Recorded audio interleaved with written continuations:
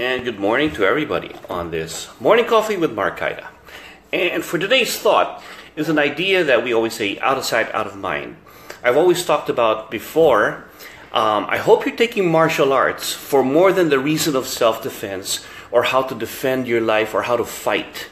Because in the end, there was a question posed to me, how do you defend yourself if somebody sneaks up behind you or grabs you this way or stabs you or shoots you? There's no defense for that. I mean, let's be honest. Sudden violence, it's about survival. You're training martial arts so that hopefully, if you do survive the initial attack, that you will have a right response for it based on your training.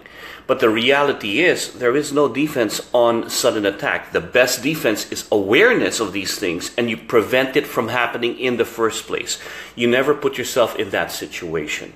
So, going back to the, I hope you're taking martial arts other than reason, one is the out of sight, out of mind thing. Meaning, let's say I took martial arts before because there was a particular vice that I needed to get around or get away from. And that particular vice was hanging out with the same group always brought me back because that's the one thing they kept on doing. So being able to go to a new group, joining a martial arts school, allowed me to get away from that particular group or vice that I didn't want to be with anymore. And I was now in a new community.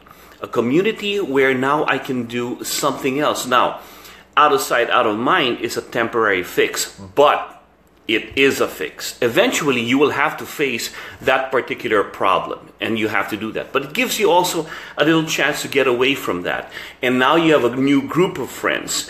You're no longer stuck in that vicious cycle, right? There's such a thing as a vicious cycle because you're always revolved around everything that keeps you stuck on that thing. By joining martial arts, I had a new group of friends who had a different interest, a different take on things, and it always allowed me something not to think about that particular group until I figured out how I'm able to fix that. It becomes a discipline.